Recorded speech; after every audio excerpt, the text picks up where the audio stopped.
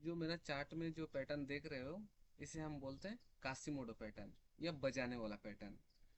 इस पैटर्न का खासियत क्या है, आप देख सकते हो कि ये पहले जो सेलर है इनको बजाया, फिर क्या हुआ, फिर प्राइस सीधा ऊपर गया, स्विंग हाई को ब्रेक किया।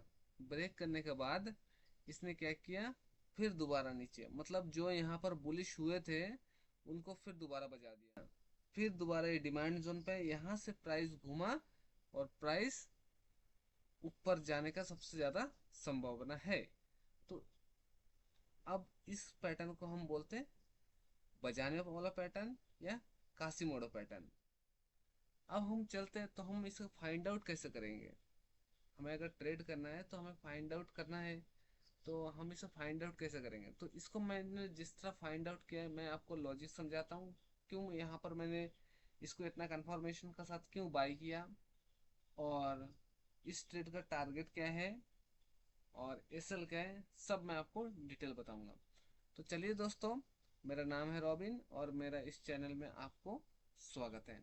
तो सबसे पहले हम चलते हैं higher time frame. Higher time frame में यहाँ पर मैं डेली में देख रहा था इसको, तो हम मंथली टाइम फ्रेम चलते हैं।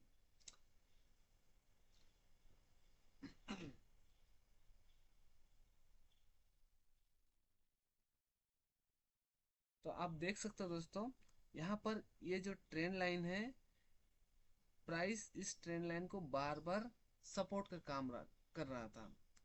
तो हमें इतना तो कंफर्म हो जाएगा कि दोबारा जब प्राइस इसमें आएगा तो हमें यहाँ पर बाइंग अपॉर्चुनिटी के लिए देखना है, या हम यहाँ पर देखेंगे कोई पैटर्न बनता है कि नहीं।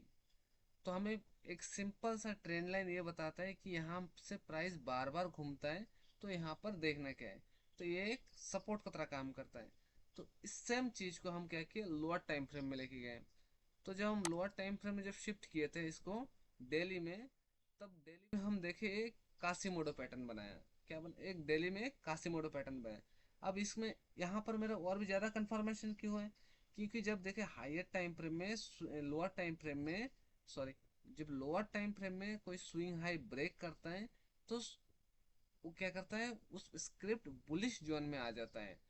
फिर उसने जब अपना प्रीवियस लो और प्रीवियस स्विंग हाई का जो सपोर्ट में आता है, तो यहाँ पर ये कंफर्मेशन करता है कि ये ट्रेंड बुल हो गया। क्योंकि हमारा व्यू हायर टाइम फ्रेम था। हायर टाइम फ्रेम में क्या व्यू था, हमारा हायर टाइम फ्रेम व्यू था जो नीचे से ट्रेंड लाइन आ रहा है, यहाँ से एक बाई हो सकता। सेम चीज जब हम लोअर टाइम फ्रेम में शिफ्ट किए, तो लोअर टाइम फ्रेम में हमें एक बुलिश पैटर्न देखने का मिला, जो कि रिवर्सल पैटर्न है। इस रिवर्सल में मैंने इस एरिया पे एंट्री लिया।